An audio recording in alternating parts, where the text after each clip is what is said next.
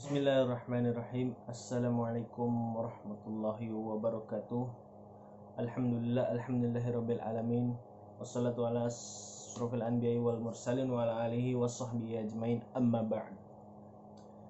Baik, perkenalkan, nama saya Dika Al-Hafiz dari kelas PMI 4A. Pada kesempatan kali ini saya ingin berbagi cerita tentang kisah sahabat Nabi yang bernama Tsauban radhiyallahu ta'ala anhu. Dikisahkan pada waktu itu Tsauban merupakan orang yang ahli ibadah, orang soleh dan rajin ke masjid. Sampai-sampai beliau mempunyai posisi khusus ketika di masjid, yaitu di bagian depan pojok paling kanan. Karena dengan anggapan bahwa tempat tersebut itu merupakan tempat nyaman karena memungkinkan sedikit diganggu orang dan sedikit untuk mengganggu orang. Karena posisinya di sebelah kiri itu hanya terdapat satu orang dan di sebelah kanan pada waktu itu adalah pohon kurma dan tidak memungkinkan untuk menghadap ke belakang.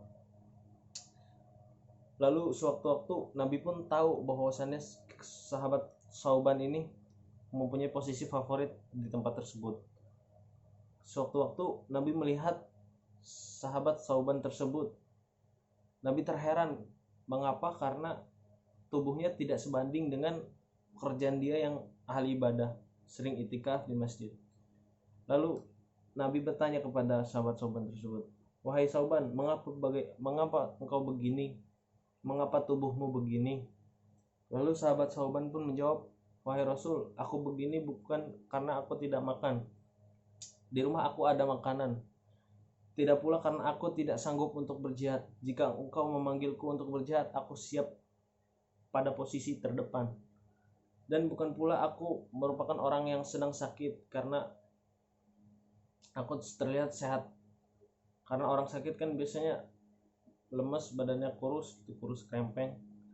Tapi badanku begini susah menyentuh makanan karena aku selalu teringat engkau, wahai Rasul.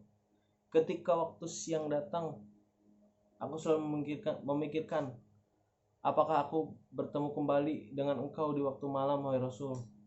Begitupun di waktu malam aku selalu memikirkan engkau, apakah aku bertemu dengan engkau lagi, wahai Rasul, di waktu pagi dan siang.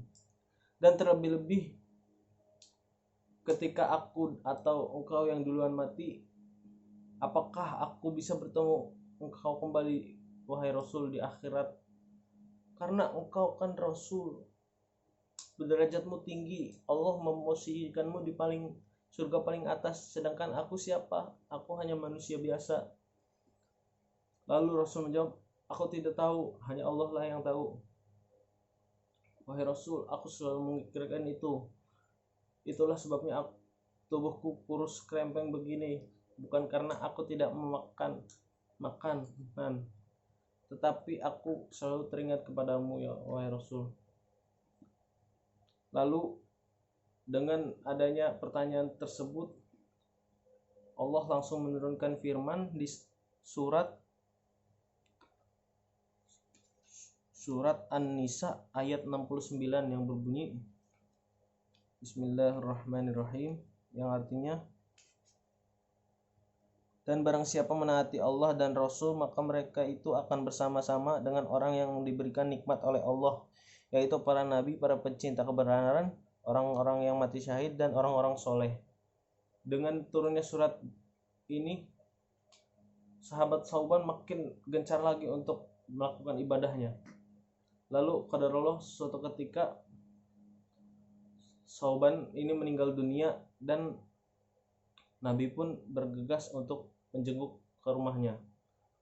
Dan engkau tahu bahwa perjalanan dari rumah Tsauban ke masjid itu setara dengan 3 jam jalan kaki. Ibarat dari sini ke Jakarta kalau naik motor 3 jam jalan kaki. Bayangkan, ingin mengejar surga butuh 3 jam untuk jalan kaki menuju masjid untuk selevel dengan Nabi surganya. Sedangkan kita minimal motor udah punya, tapi untuk ke masjid saja yang dekat malas gitu. Termasuk saya menjadi tamparan bahwasannya sahabat Nabi pun yang sejaman dengan Nabi, dia rela untuk sesurga dengan Nabi dengan jalan kaki 3 jam dari rumahnya. Lalu ketika Nabi mendatangi rumahnya, istrinya berkata, "Wahai Rasul, sahabat Sauban telah meninggal dunia, suamiku telah meninggal dunia." Lalu Rasul berkata, "Apakah ada hal yang terjadi ketika meninggal dunia?" Lalu istri Sauban pun menjawab, "Tidak ada tanda-tanda," selain dia berkata, "Lebih jauh lagi ya Allah, lebih jauh lagi ya Allah." Maksudnya Sauban ingin lebih lama lagi waktunya untuk beribadah kepadanya. Mungkin cukup sekian dari saya, kurang dan lebihnya mohon maaf. Semoga ada ibrah yang bisa diambil. Wassalamualaikum warahmatullahi wabarakatuh.